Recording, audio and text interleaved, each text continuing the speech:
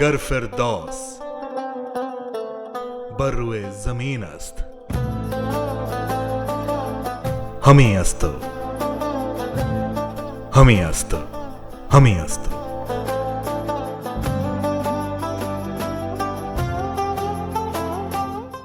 चौदह फरवरी 2019 रात का अंधेरा अभी छटा भी नहीं है। जम्मू के एक सीआरपीएफ कैंप में काफी चहल पहल मची है। छुट्टियां बताकर अपने अपने घरों से लौटे जवान कुछ ही देर में श्रीनगर ट्रांजिट कैंप के लिए रवाना होने वाले थे। वैसे तो इन जवानों को 5-6 दिन पहले ही श्रीनगर पहुंचना था, लेकिन इस बार यहां पिछले सालों के मुकाबले काफी ज्यादा बर्फबारी हुई थी, जिससे हाईवे तक बर्फ से ढका हुआ था और जाम था। कुछ ही देर बाद सुबह के करीब 3:30 बजे जम्मू की कड़कड़ाती ठंड और अंधेरे के बीच सीआरपीएफ का एक विशाल काफिला अपनी मंजिल की ओर बढ़ रहा है। 78 मिलिट्री व्हीकल्स में सवार होकर 2500 से ज्यादा जवान श्रीनगर की ओर रवाना हो रहे हैं। बसों में बैठे जवान घर की यादों में खोए हैं। कोई अपनी नई नवेली दुल्हन को याद कर रहा है, कोई पत्नी से बात करने की कोशिश में फोन थामे है, तो कुछ जवान बस के अंदर ही हंसी मजाक कर रहे हैं और समय के साथ साथ काफिला भी तेजी से आगे बढ़ रहा है। तभी काजीगुंड पर रुककर ये जवान रिफ्रेशमेंट लेते हैं और फिर एक दफा ये कारवां आगे बढ़ता है।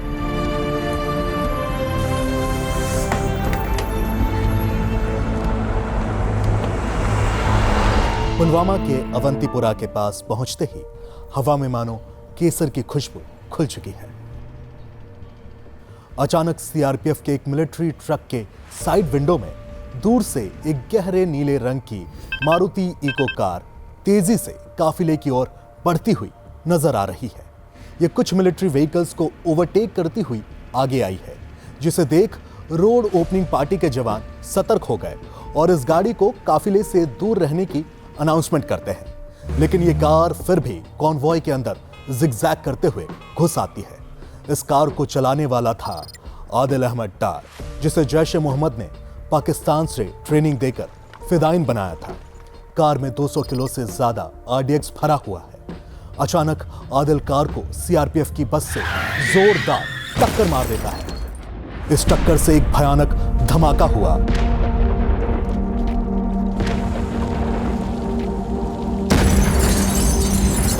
आसमान तक धुएं का गुब्बार उठा, आग की लपटें उठी, चारों तरफ तबाही का मंजर और मलबा बिखर गया।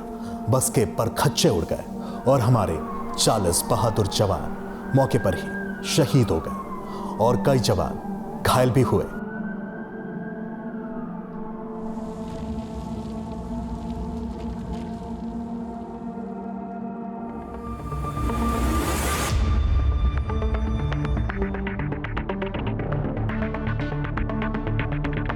इस हमले की जिम्मेदारी जैश ए मोहम्मद ने ली। पुलवामा की उस सड़क पर जब धुआं छटा तो 40 तिरंगे में लिपटी वर्दियां खामोश पड़ी थी।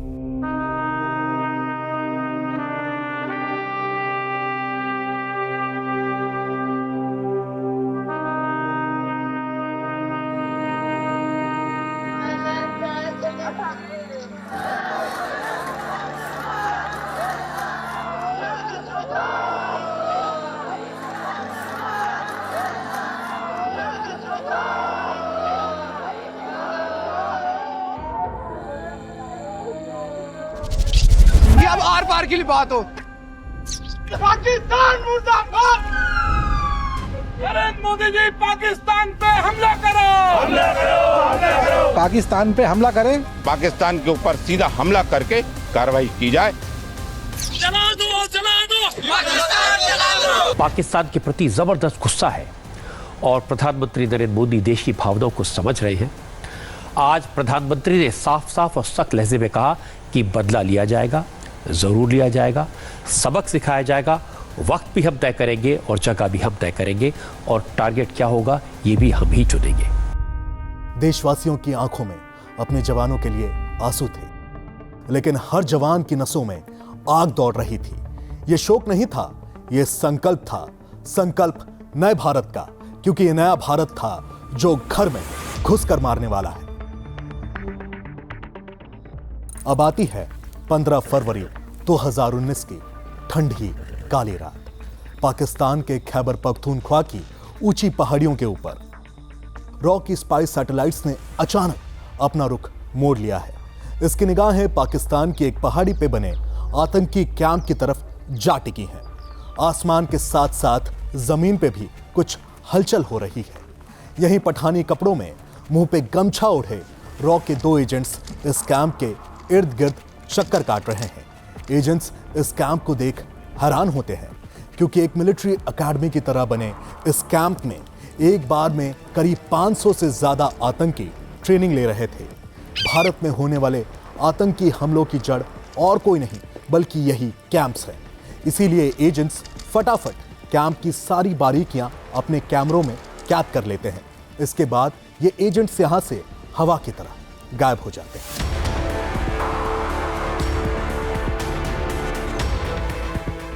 जैसे ही ये सैटेलाइट इमेजेस और एजेंट्स के इंटेल रॉ हेडक्वार्टर पहुंचती है, वैसे ही भारत में 1971 से लेके अभी तक की सबसे बड़ी एयर स्ट्राइक की तैयारी शुरू हो जाती है।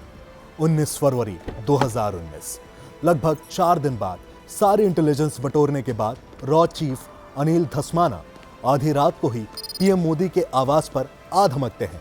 वो पीएम से मिलते ही कहते हैं, सर आपके कहे के अनुसार हमने मसूद अजहर को उसके किए की सजा दिलाने की तैयारी कर ली है। ये सुनते ही बिना चेहरे के भाव बदले PM cabinet committee on security की अत्यंत सीक्रेट मीटिंग रात को ही बुला लेते हैं। मीटिंग में NSA Ajit Doval, defence minister Rajnath Singh और तीनों सेनाओं के चीफ भी मौजूद थे। इस दौरान कहां हमला करना है, इस मुद्दे पर बात की जाती है।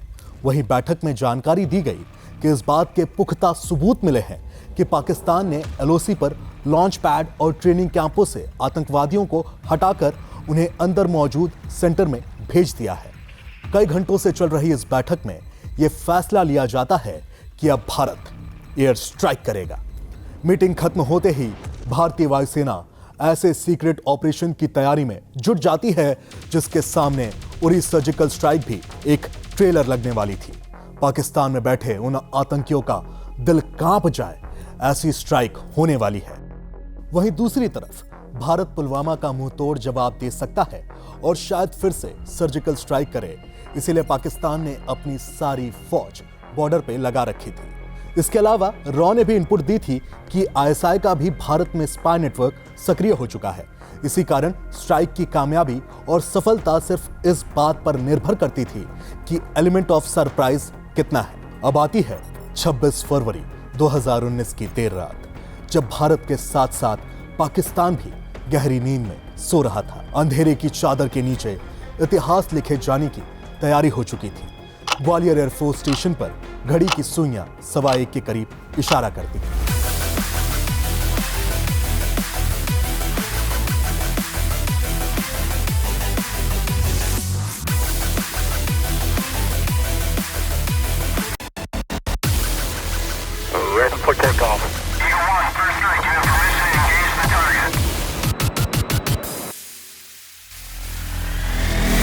रनवे की लाइटें धड़कते दिल की तरह जल बुझ रही थीं। तभी एक के बाद एक हथियारों से लैस मिराज 2000 लड़ाकू विमान आसमान की ओर उड़ान भरते हैं। इंजन की गर्जना इतनी नियंत्रित थी कि मानो शोर भी गोपनीयता की कसम खाए बैठा हो। उन कॉकपिट्स में बैठे पायलटों की आंखों में एक ज्वाला थी, एक लक्ष्य था। ये विमान आगे बरेली की दिशा में बढ़े। आसमान में ही ईंधन भरा गया। इसके बाद काफिला कश्मीर की ओर मुड़ गया। जमीन पर शायद ही किसी को पता था कि जहाज किस मिशन पर निकले हैं। यहां तक कि उन पायलटों के अपने परिवार भी इस बात से अनजान थे। करीब 3:45 बजे, जब रात अपने सबसे गहरे सन्नाटे में थी, भारतीय फाइटर जेट्स पहाड़ों की ओट लेते हुए 30,000 फीट की ऊंचाई पर नियंत्रण रेखा पार कर गए। पाकिस्तान का SAAB एयरबॉर्न वार्निंग विमान आसमान में घूम रहा था। पाकिस्तानी सेना और एयरफोर्स बिल्कुल बेखबर थी। पाकिस्तानी एयरबोर्न वार्निंग सिस्टम की निगाहों से बचते हुए ये विमान ऐसे आगे बढ़े जैसे अंधेरे में शेर के पंजों की आहट। 16 भारतीय विमान अब पीओके में दाखिल हो चुके थे। 4 एस्कॉर्ट ड्यूटी पर और 4 बैकअप में तैनात हैं। बाकी 12 फाइटर जेट्स बालाकोट की ओर आगे बढ़े। 15 किलोमीटर अंदर जैश ए मोहम्मद का वो बड़ा शिविर दिखा जहां बरसों से आतंक पनप रहा था। इजराइल में बने 2000 किलो के स्पाई बॉम्ब्स अब तैयार थे।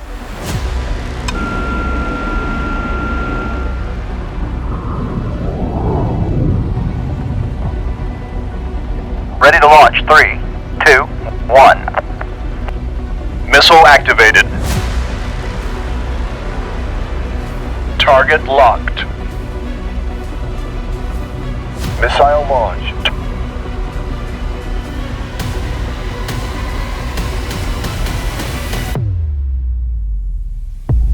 नीचे आतंकी सो रहे थे, शायद सपने देख रहे होंगे जिहाद और 72 हुरों की।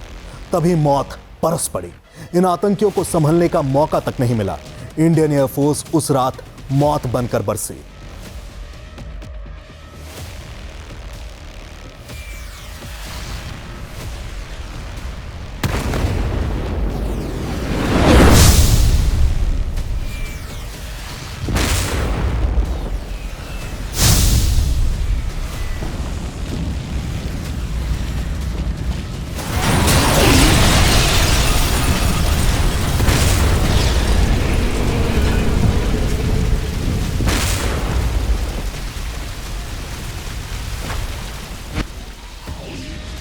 कुछ ही मिनटों में जैश ए मोहम्मद के ठिकाने राख में बदल चुके थे। काम पूरा होते ही विमान उसी सधे हुए अंदाज में वापस मुड़ गए। पीछे मिराज के 4 जहाज तब तक डटे रहे जब तक बाकी सभी सुरक्षित भारतीय हवाई क्षेत्र में लौट नहीं आए। पूरे ऑपरेशन में सिर्फ 21 मिनट लगे, पर ये 21 मिनट दशकों की चुप्पी पर भारी पड़ गए। इस मिशन का खुफिया कोड नेम था ऑपरेशन बंदर। कहा जाता है भारत के युद्धों में वानरों का विशेष स्थान रहा है। रामायण में हनुमान जी चुपचाप लंका में घुसे थे और अहंकार से भरे रावण के साम्राज्य को हिला दिया था, चला कर रख दिया था। उसी तरह यह ऑपरेशन भी चुपचाप आया और एक गहरा संदेश देकर चला गया। इस एयर स्ट्राइक में 12 मिराज 2000 के साथ सुखोई Su-30 जैसे ताकतवर विमान भी तैनात थे। ये सिर्फ एक एयर स्ट्राइक नहीं थी, ये भारत की नई नीति का ऐलान था। पहले हम सहनशीलता दिखाते थे, लेकिन अब ये नया भारत है जो घर में घुसेगा भी और मारेगा भी। उस रात आसमान में उड़ते उन मिराजों में बैठे पायलटों ने न सिर्फ दुश्मन को सबक सिखाया, बल्कि हर भारतीय के सीने में गर्व का वो जज्बा जगाया जो कभी फीका नहीं पड़ता। ये शौर्य गाथा है उन वीरों की जिन्होंने अंधेरे में उड़ान भरी और इंसाफ की रोशनी फैलाई। ये कहानी है उस भारत की जो अब चुप नहीं बैठता, बल्कि गरजता है, और जब गरजता है तो दुश्मन पर कहर बनकर बरसता है।